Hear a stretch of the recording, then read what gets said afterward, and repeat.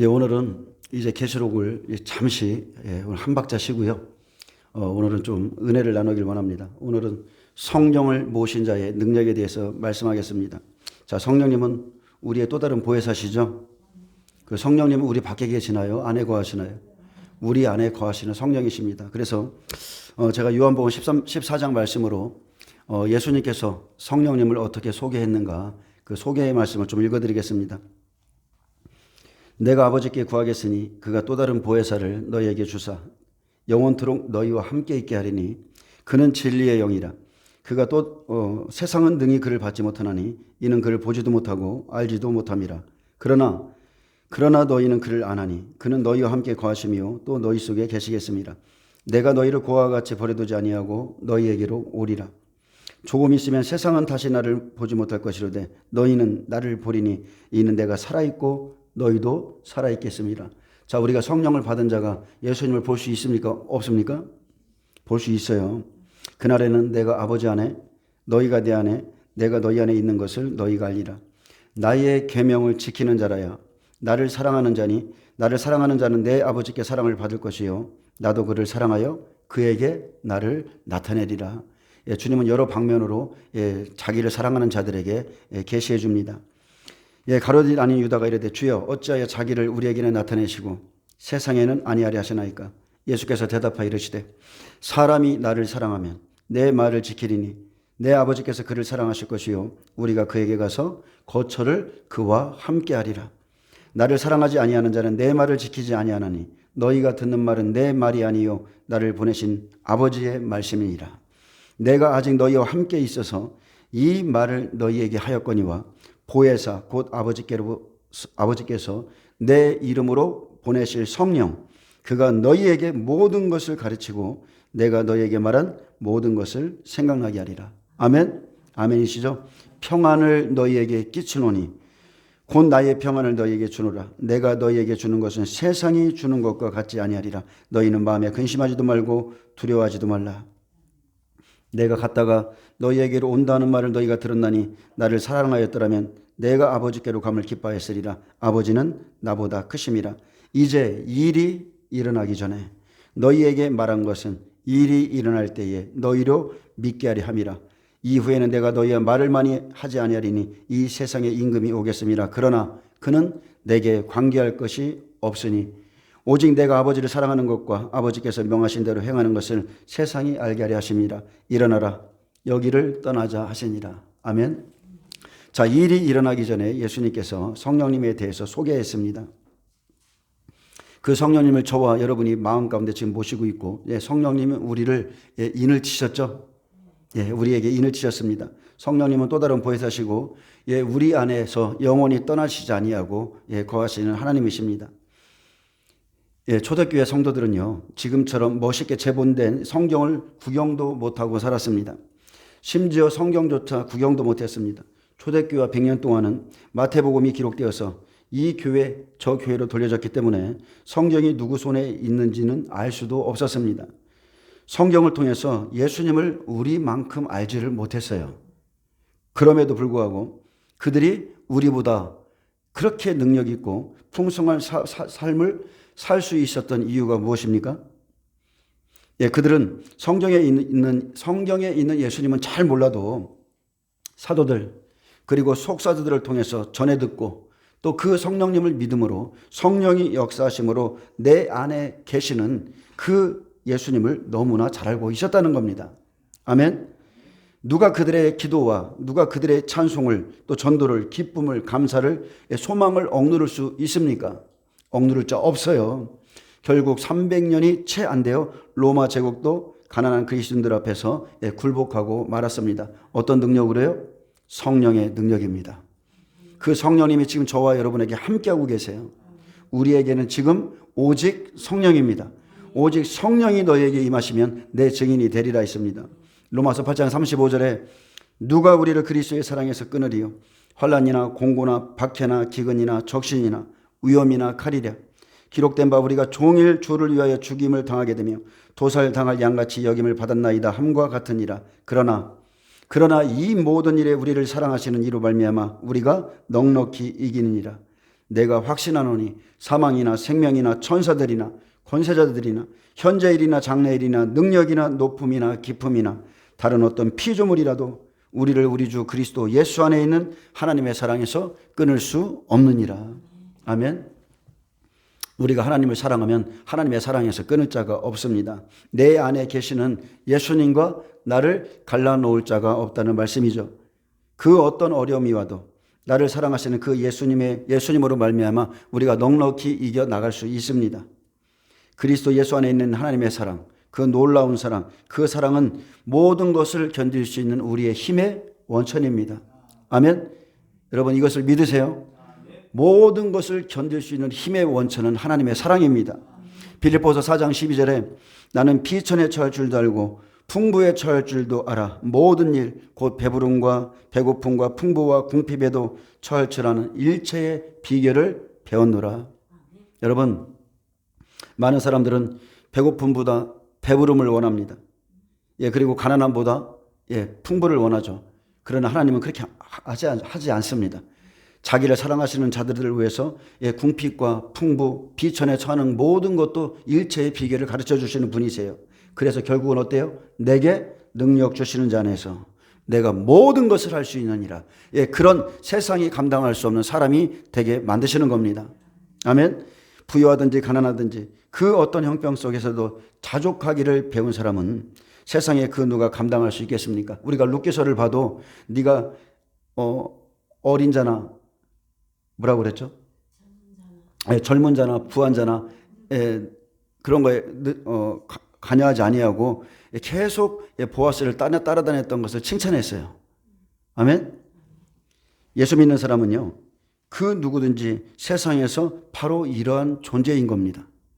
어떤 상황에 있어도 좌절하지 아니하고 그리고 일체의 비결을 배웠기 때문에 어디를 가든지 당당할 수 있는 사람. 그 이유는 다른 게 아니죠. 하늘과 땅의 모든 권세를 가지신 예수님을 마음속에 모셨기 때문입니다.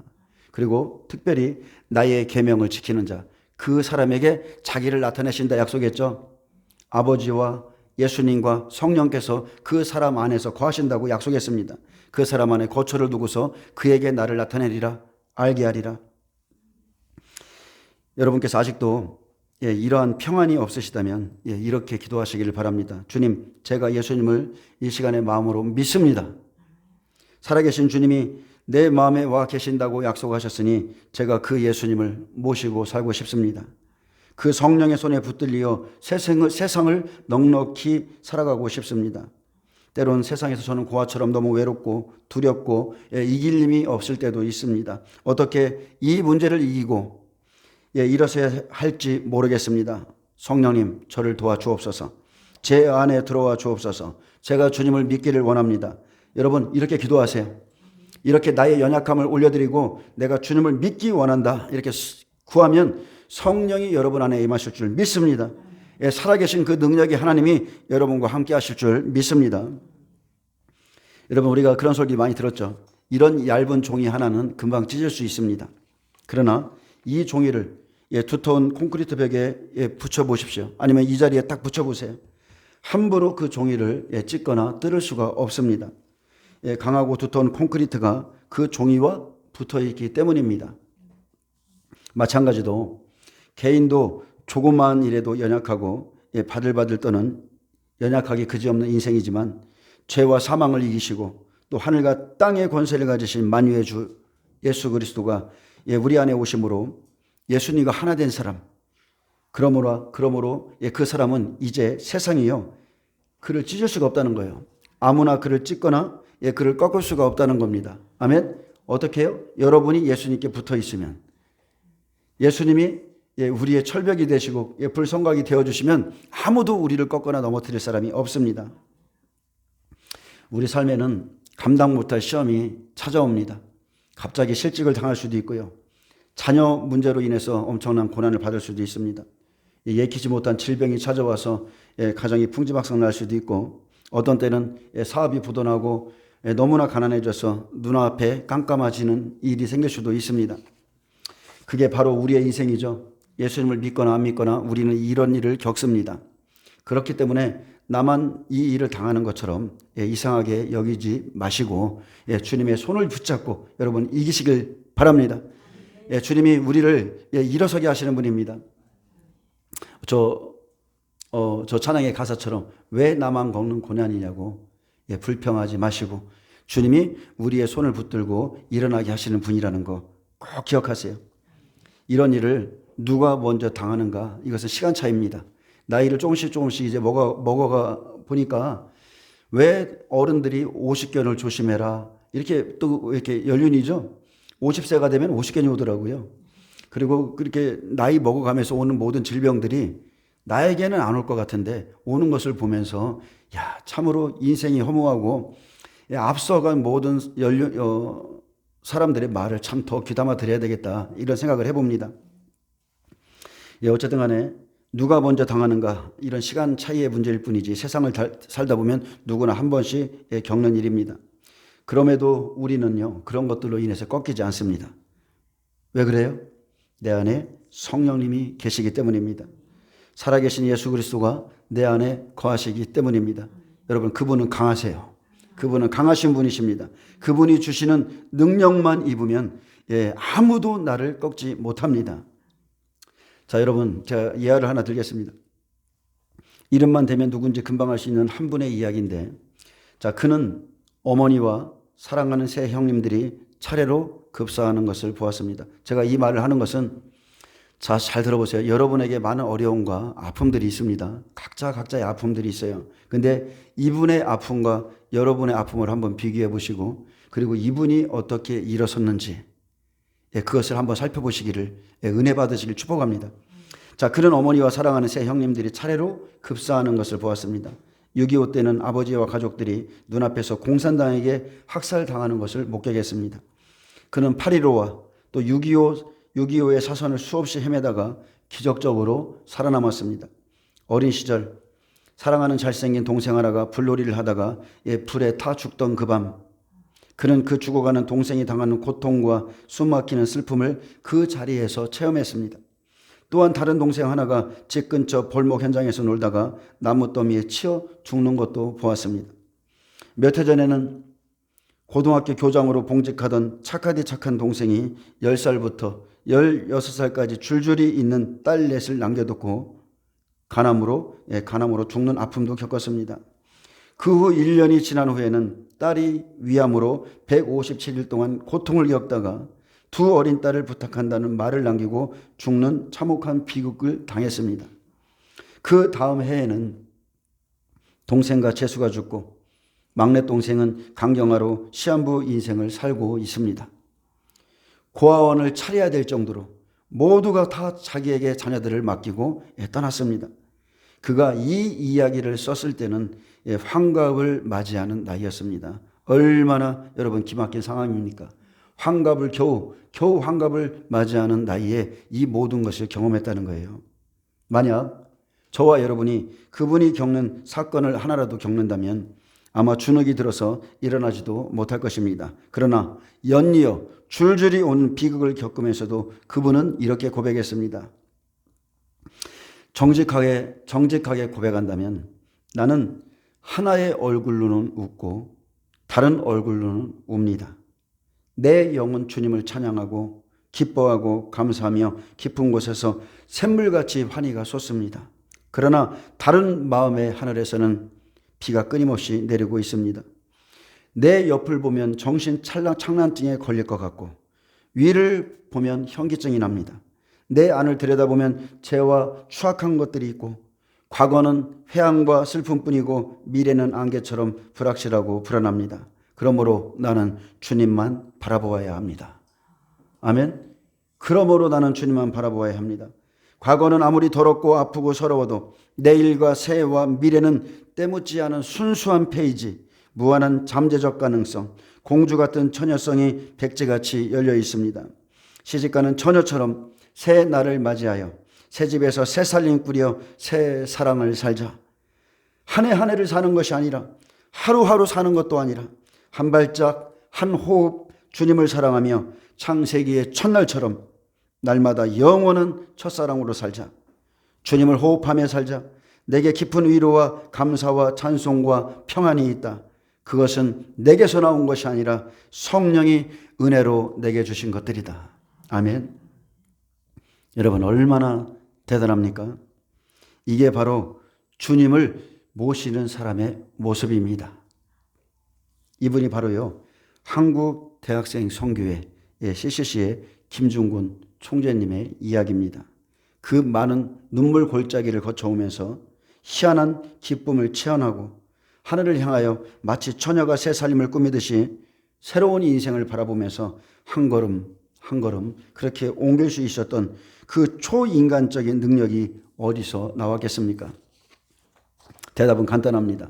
내 안에 계신 예수 그리스도입니다. 내 안에 계시는 성령님이 주시는 은혜 때문에 그렇게 살 수 있는 겁니다. 여러분, 이러한 능력을 가지고 사시길 축복합니다. 여러분이 처한 형편이 어떠한가는 문제가 되지 않습니다. 내 형편이 이러하다 말할 필요도 없어요. 예수 그리스도 안에서 당신은 무엇이든지 할 수 있는 존재입니다. 모든 것을 이길 수 있습니다. 여러분 안에 예수 그리스도, 세상을 이기신 분이 계시기 때문입니다. 잠시 성령님께서 하시는 일을 좀 설명해 드리겠습니다. 자, 우리에게 성령님이 초대교회에 오신 것은 첫 번째, 성령님께서는 교회를 세우시고 존재케 하시는 분이십니다. 아멘. 이 시대에 얼마나 많은 사람들이 자기 스스로가 자기가 교회라 말합니다. 두세 사람이 모인 곳이 교회라고 말해요. 그러나 그렇지 않습니다. 교회는 교회고 두세 사람 성도들이 모인 것은 성도의 무리일 뿐이에요. 자, 성령님께서는 교회를 세우시고 존재케 하시는 분입니다. 사도행전 2장에 오순절을 마가의 다락방에 120명의 성도가 모여서 오로지 기도할 때 성령님께서 그곳에 임하셨고 성도들의 공동체인 초대 교회를 세우셨습니다. 그리고 교회가 바로 서서 예수 그리스도의 증인들을 양육하도록 사탄의 각종 방해로부터 교회를 보호하십니다. 아멘. 우리가 요한계시록 2, 3장을 읽어봐도 첫 줄, 두 번째 줄은 예수님의 교회를 향하시는 모습을 보여주시고 마지막 절은 꼭 뭐예요? 성령이 교회들에게 하시는 말씀을 들을지어다. 성령님이 함께 거하시죠? 말씀과 성령은 늘 함께 하십니다. 자, 두 번째, 성령님께서는 성도가 하나 되어 능력 있는 교회가 되게 하십니다. 성령님은 교회의 각 지체인 성도들이 서로 사랑하고 격려하며 각 지체들이 받은 달란트로 조화를 이루어 교회가 큰 힘을 발휘할 수 있게 하십니다. 세 번째, 성령님은 우리가 예수님과 연합되어 있음을 알게 하십니다. 성령님은 우리가 예수님을 구주로 믿어서 영접할 때에 우리의 신분이 죄에서 하나님의 자녀로 바뀌게 된 것을 확신하게 합니다. 아멘. 여러분, 이것이 믿어지죠? 내가 하나님의 자녀 된 것이 믿어지죠? 그 믿어짐이 바로 성령님을 통해서 이루어집니다. 성령님은 이제 우리가 예수 그리스도와 연합되었기 때문에 그분이 주시는 평안과 기쁨을 누리게 할 뿐만 아니라 담대히 예수님을 증거하게 합니다. 또 네 번째, 성령님은 성도들의 삶을 변화시키는 원천입니다. 성령님은 믿는 자가 죄악의 길에 가지 않도록 보호하시고 죄를 지을 때마다 예수 그리스도의 피를 의지하여 회개하게 하십니다. 아멘. 예전엔 죄가 죄인 줄 몰랐어요. 근데 진짜 성령이 내 안에 오시고 성령님과 동행할 때에 조그만 죄에도 엄청나게 민감하게 반응하게 됩니다. 그리고 성도들이 세상 사람들과 구별된 거룩한 삶을 살게 하므로 성도들 자신의 그 삶의 모습으로도 예수님을 증거하게 하시죠. 너희가 그리스도의 향기요 편지라 했습니다. 그 일을 성령님이 하세요. 그리고 성도들에게 하나님의 사정을 알게 합니다. 자, 하나님의 뜻대로 우리의 사정을 하나님께 간구하기도 하시지만 거꾸로 우리 성도들에게 하나님의 사정, 하나님의 아픔, 하나님이 하고자 하시는 일을 우리에게 깨닫게 하시는 분이세요. 그래서 성령님은 무엇보다도 처음에 오실 때 독생자에 대해서 말씀합니다. 독생자 예수 그리스도, 하나님께서 그 아들을 이 세상에 보내셔서 십자가에 못 박아 우리 죄 때문에 피 흘려 죽게 하시고 그리고 사흘 만에 부활시키신 그 하나님의 사정과 그 놀라운 사랑을 우리로 알게 하십니다. 저도 이 사랑 받았습니다.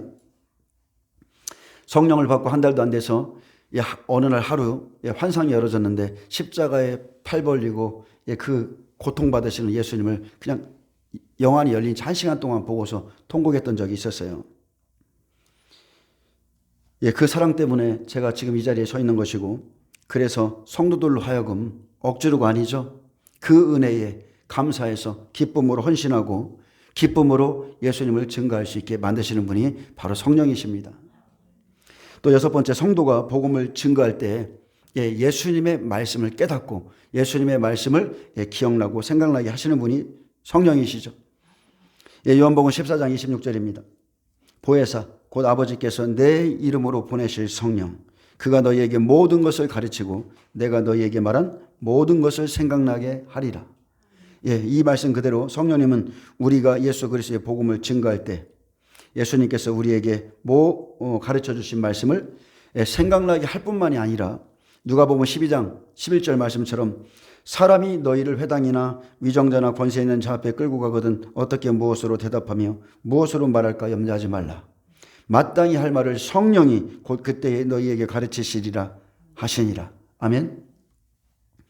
그 말씀대로요, 우리가 말할 바를 친히 가르치시는 분이 성령이십니다.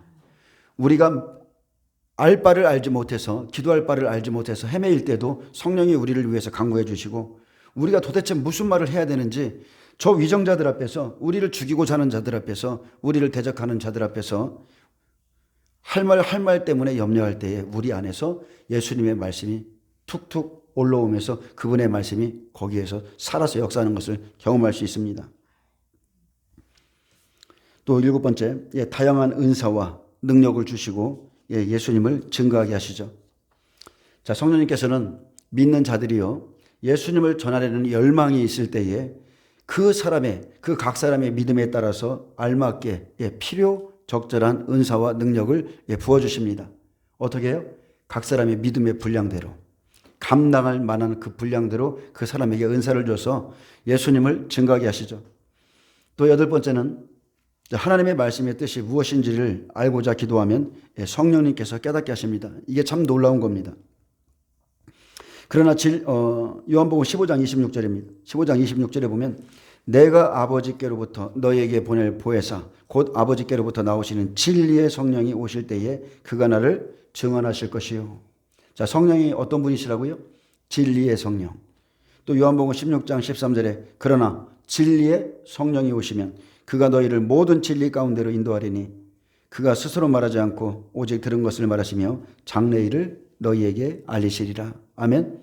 자, 여기서 우리가 주목할 것은 예수님이 내가 곧 길이요 진리요 생명이라 했습니다. 성령이 진리의 성령이시죠. 진리의 성령이 오시면 그가 너희를 모든 진리 가운데로 인도하시는데, 기도만 한다고 해서 이것을 깨닫는 게 아니라 그가 스스로 말하지 않고 오직 들은 것을 말한다는 거예요. 그 들은 것이 뭡니까? 하나님의 말씀이죠. 예수님의 말씀이죠. 예수님께로부터 나오는 성령, 아버지께서 보내시는 그 성령, 성부도 진리의 하나님이시고 예수님도 진리시고 성령님도 진리이시기 때문에 그 성령님께서 오직 들은 것, 진리만을 우리에게 말한다는 거예요. 장래일을 말한다는 것은 예수님이 우리에게 장래일을 알려주셨죠. 기록된 말씀에 다 있습니다. 여호와 하나님께서 미래에 있을 장래일들을 다 말씀하셨죠. 그 말씀을 우리에게 깨닫게 해서 알려주신다는 겁니다. 그래서 말씀을 깨닫도록 기도하는 자에게 진리의 영이신 성령님은 진리를 깨닫게 하시고 생명으로 갈 수 있도록 도우시는 분이십니다. 그래서 예수님을 증언하시는 분이시고 들은 것을 말하는 분이시며 장래일을 알려주시는 성령님이십니다. 아멘. 요한복음 16장에 또 예수님께서 이렇게 말합니다. 그러나 내가 너에게 실상을 말하노니 내가 떠나가는 것이 너희에게 유익이라. 내가 떠나가지 아니하면 보혜사가 너희에게 오시지 아니할 것이요 가면 내가 그를 너희에게 보내리니. 자, 성령을 누가 보낸다고요? 내가 가면 그를 너희에게 보내리니 그가 와서 죄에 대하여 의에 대하여 심판에 대하여 세상을 책망하시리라. 죄에 대하여를 하면 그들이 나를 믿지 아니함이요 의에 대하여를 하면 내가 아버지께로 가니 너희가 다시 나를 보지 못함이요. 이것은 하나님의 의죠. 예수님이 부활 성천하시는 게 하나님의 의예요. 심판에 대하여를 하면 이 세상 임금이 심판을 받았습니다. 내가 아직도 너희에게 이를 것이 많으나 지금은 너희가 감당하지 못하리라. 그러나 진리의 성령이 오시면 그가 너희를 모든 진리 가운데로 인도하시리니 그가 스스로 말하지 않고 오직 들은 것을 말하며 장래 일을 너희에게 알리시리라. 그가 내 영광을 나타내리니. 내 것을 가지고, 이게 중요합니다. 내 것을 가지고 너희에게 알리시겠습니다. 아멘. 예수님께서 공생애 때 하신 모든 말씀, 구약의 선지자들을 통해서 시편에 기록된 말씀, 모세 오경을 통해서 기록된 모든 예수님의 말씀, 그것을 가지고 성령께서 장래일을 알려주시는 겁니다. 그냥 기도만 한다고 되는 것이 아니라는 겁니다. 기도만 보고 조금의 환상을 보고 어떤 예언적인 말씀을 받고 이렇게 해서 하나님의 뜻을 알 수 있는 게 아니라는 거예요.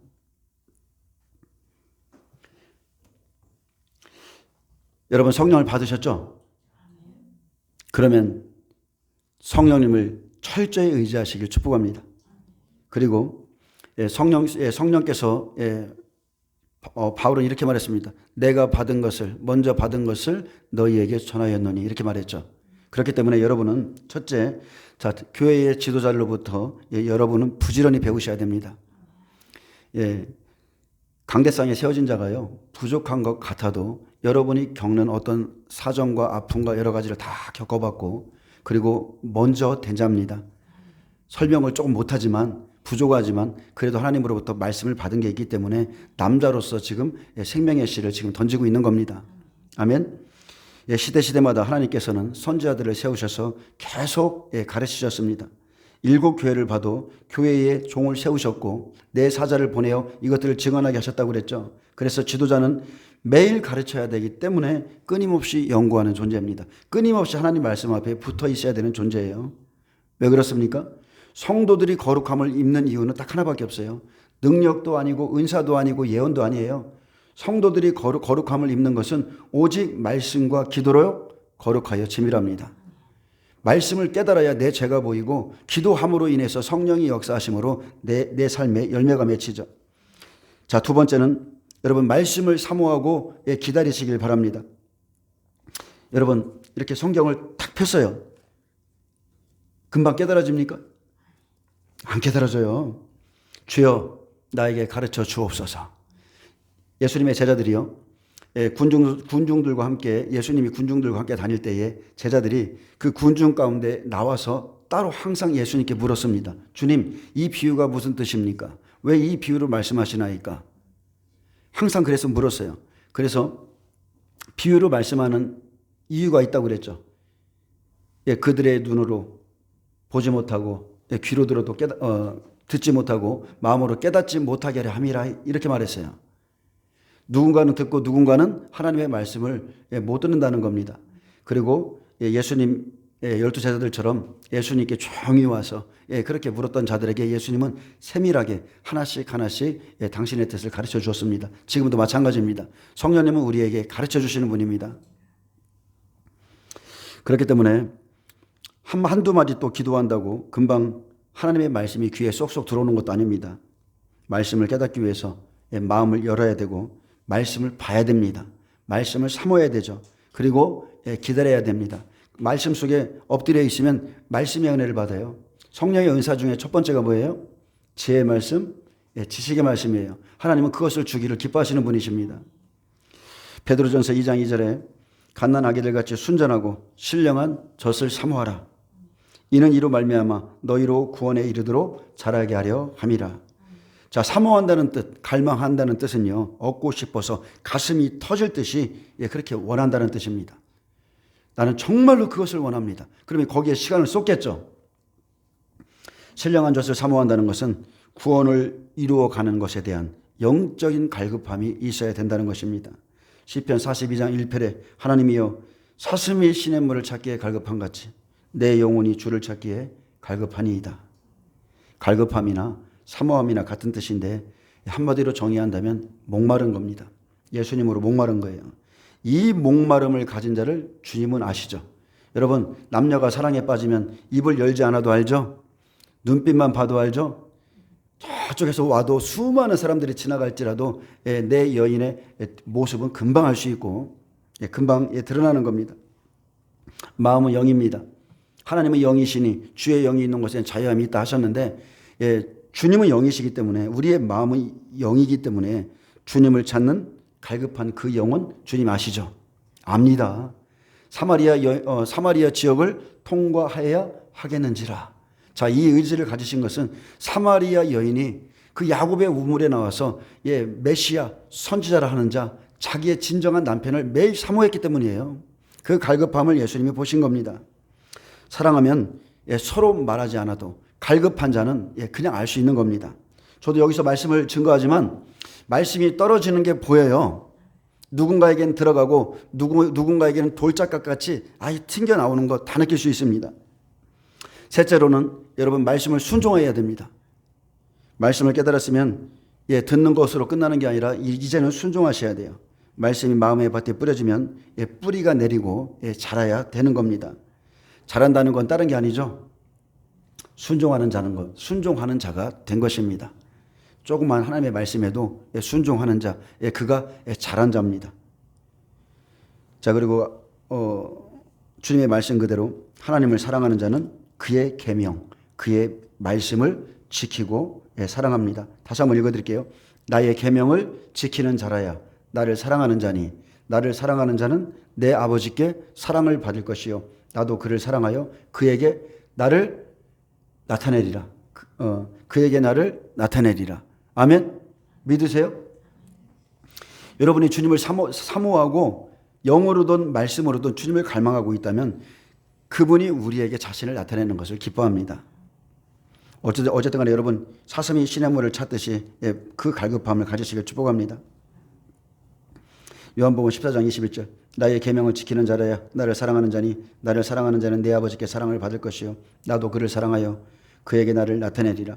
시편 111편 10절에 보면 여호와를 경외함이 지혜의 근본이라. 그의 계명을 지키는 자는 다 훌륭한 지각을 가진 자이니 여호와를 찬양함이 영원히 계속되리이다. 아멘. 아멘입니다. 그의 계명을 지키는 자가 다 훌륭한 지각을 가진 자라는 거예요. 우리가 이사갈의 지각을 주옵소서, 시대를 분별하는 영을 주옵소서, 우리가 그렇게 기도합니다. 이사갈의 기름 부음을 주옵소서. 근데 그의 계명을 지키는 것이 훌륭한 지각이라는 겁니다. 아멘. 하물며 우리가 지금 계시록을 공부하고 있는데 계시록 1장 3절에서 보세요. 이 예언의 말씀을 읽는 자와 듣는 자와 그 가운데 기록한 것을 지키는 자는 복이 있나니, 지키는 자는 복이 있나니 때가 가까움이라. 계명을 지키는 자, 말씀을 읽고 듣고 지키며 순종하는 자가 아버지께 사랑을 받습니다. 그 사랑은 받아본 자만이 알죠. 예수님이 그에게 자신을 나타내 준다 했기 때문에 그 자신만이 아는 거예요. 그분의 말할 수 없는 사랑, 그분의 말할 수 없는 그 은혜, 옆에 있어도 모릅니다. 그 은혜에 우리가 참여할 수가 없어요. 성령님께서 하시는 일은요, 하나님을 사랑하도록 하나님의 사랑과 또 예수 그리스도의 은혜를 우리에게 먼저 알게 하시는 겁니다. 그분의 사랑을 받은 자, 그분의 사랑을 깨달은 자가 목숨을 다해서 뜻을 다해서 하나님을 사랑하게 되어 있습니다. 여러분, 성령의 음성을 들으세요. 성령을 쫓아서 행하는 저와 여러분 되시기를 예수님의 이름으로 축원합니다. 우리에게는 오직 성령입니다. 많은 사람들이 말씀해요. 말씀 자체에 생명이 있는 게 아니고 이 말씀에, 로고스의 말씀에 기름 부음을, 생명을 부어주시는 분은 오직 성령입니다. 그리고 우리에게요, 성령이 운행하시지 않으면 우리의 영은 목말라서 못 살아요. 정말 그냥 시체와 같습니다. 시체와 같은 상태로 살아가는 거예요. 분명히 겉은 살아있는데 이 안에는 아무런 기쁨도 없고, 특히나 구원받은 자가 이 구원의 기쁨, 이 즐거움을 잊어버리면 예전보다도 더 괴로운 거예요. 너무나 삶이 공고해집니다. 그래서 여러분, 오늘도 기도하시면서 이 구원의 기쁨 주님 회복시켜 주시고, 우리에게 정직한 영을 새롭게 하시고 하나님을 알 수 있도록 기름 부어달라고 다시 힘있게